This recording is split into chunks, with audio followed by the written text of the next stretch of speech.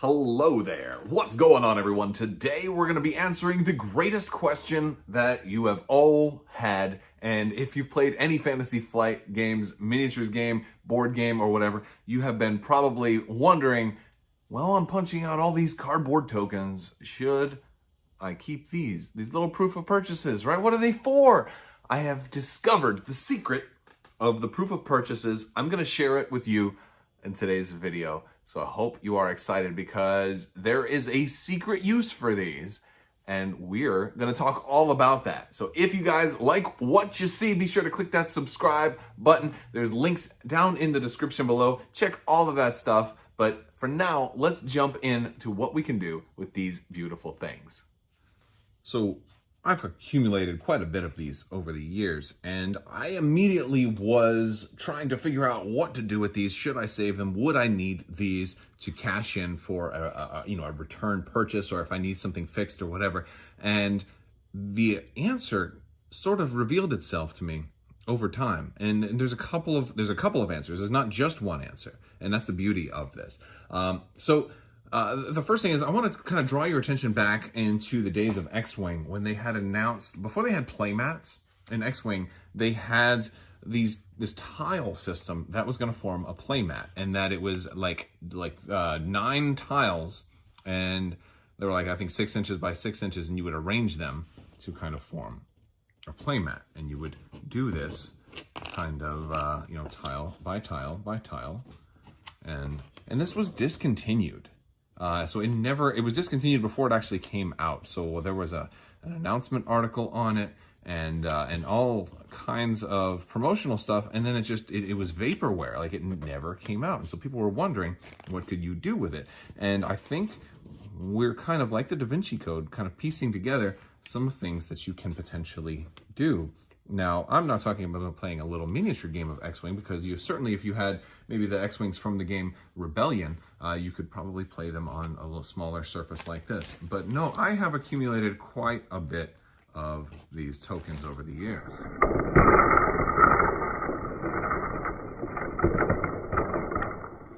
And so while you're going to have a lot of these, you may have too many to even lay out as a full playmat for even your full-size games. So then the question is, hey, let's think about other games and other things that could use these even beyond just simply building a playing surface. What about if we need more terrain? If we need more barricades? Could we potentially kind of turn these into barricades? And that's where I think, if you want a smaller barricade or something like that, did you ever build a house of cards when you were a kid? Maybe you can build them, but I think that if we apply a little glue, because we don't want to put our minis on there and have it fall over, we might be able to potentially build some barricades as well. So you see here, I'm taking my glue and I'm going to apply it as such to make it nice and sturdy. And we're going to have to let this dry for a while, but might try to use premium wood glue instead and see which one looks better. I like that. I got some wood glue here. We're going to really, I think we can really build some beautiful bits of terrain out of these. All right, so here we go. We've got a finished version right here with the wood glue. I don't like that one as much. This one's with the clear glue. I like that one a lot better. So we're going to proceed with this method and really try and take this to the next level. Let's see what we can come up with. All right, so I made a longer barricade now, and I've kind of worked on the other barricade and tried to put more pieces onto here, and kind of made me think I can build probably just about any kind of terrain piece I want. So what if I use all of them? All right, we kind of went all in. We've got them everywhere. We have new types of terrain to take a look at. We've got trees. We've got buildings. We've got a full 6x4 playmat. We've got a lot. You can do a lot with these proof of purchases. We've got a whole entire downtown city section.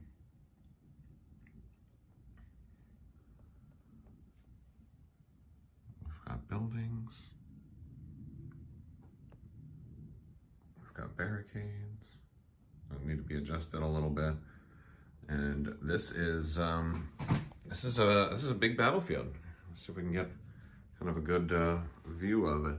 That is 4.3 million proof of purchases. Let's see how this looks with some miniatures on it. All right, so we've set up the board with some Imperial armies, and just kind of having some fun. We got Boba Fett up here on top of this building. We got some walkers and the tank. We've got some speeder bikes down here coming down like the main alley. We've got Darth Vader kind of leading the charge. We've got some shore troopers over this way, some death troopers kind of coming down the stairs. Iden Versio and Inferno Squad around here. And there's a lot you can do. So that is, just some ideas for things you can do with your proof of purchases. I would love to hear what you guys think. Let me know what you have come up with for different ways to use your proofs of purchase in the description below. I bet you didn't know you could make an entire terrain board and playmat surface out of them if you have enough. If we look in close here, there's all kinds of different ones from ranging all sorts of different games too.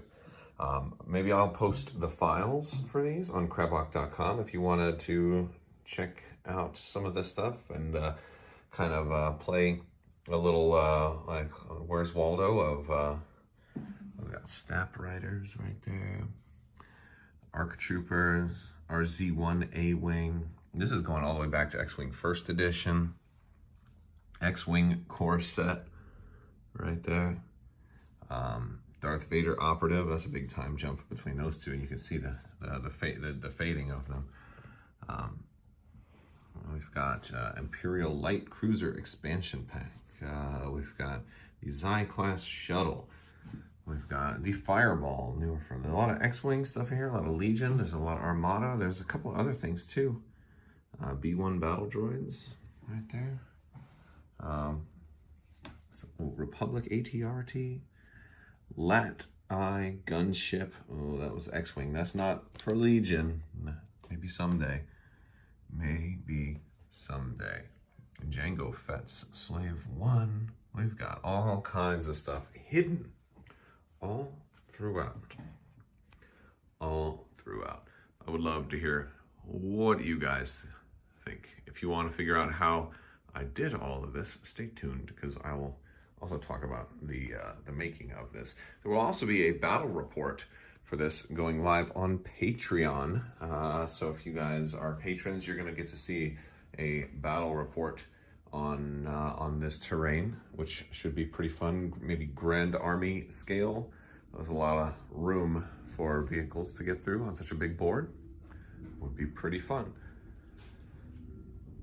All right, so now I want to talk about how I actually put all this together. A lot of it was using a very large assortment of these proof of purchases to put and lay down and make a very large tile, which I could then use as kind of a template. And I put a lot of these together and created an awesomely large file and made actually a double-sided playmat with Deep Cut Studios. And the resolution came out really good. Like, this is a really nice neoprene 6x4 playmat, and you can read all of these, right? So this came out really good. And I actually arranged the tiles such that they were kind of staggered, so it wasn't just the same exact pattern all over. And there's even some of the limited edition Luke, Vader, and Obi-Wan proof of purchases hidden.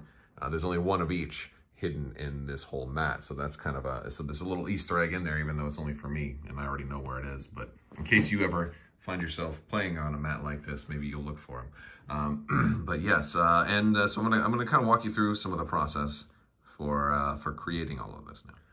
So here I am organizing all of these proofs of purchase. It's an awful lot, and I'm trying to lay them out and get some, and it's just everything, right? So I'm want to create a good foundation here. And the funny thing is they're not all the same size too. So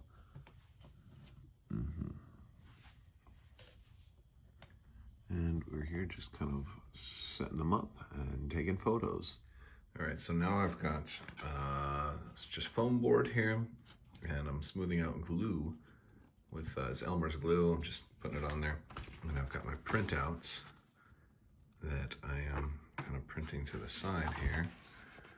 And that's kind of how it's turning out. And the buildings, yeah, they came out kind of like you saw there. I did end up putting some, you can see if I hit the light just right, I put some Mod Podge, or Mod Podge. I always call it Mod Podge. But I put that over the top of these. I used hot glue and everything to glue the foam board together, covered them up with glue and then the paper, and I used Mod Podge to seal it so they wouldn't get ruined. And of course inside they are all hollow. What's cool is I reinforced the corners a little bit on these, and they're actually holding up pretty well. And I made all of them respectively bigger so I can stack them all inside of each other. So each building is slightly bigger than the next building. Like this is the biggest one, and this is the next biggest one, and then this one, and then this one, and then some of the smaller buildings will fit inside. And so this way I can just kind of do like the Russian nesting dolls, and this whole table collapses into just like that box, which is especially cool. I had a little bit of interesting time working on these trees because I cut out like triangles, and I wanted to decorate them with the real, it's not all paper, there's a lot of actual proof of purchases on here too. The staircase was a similar one. This one came out kind of crotchety, but still fun. So you can see. But yeah, this was fun, and I kind of covered up some of the holes and patches with actual proof of purchases instead of just the mock-up paper. But that is it. I hope you guys have a happy April 1st. Hopefully you guys enjoyed the video. Hop into my Discord. Check out the links in the description below. Let me know what you think. I will talk to you guys soon. I want to thank you so much for watching, and as always, have a great day.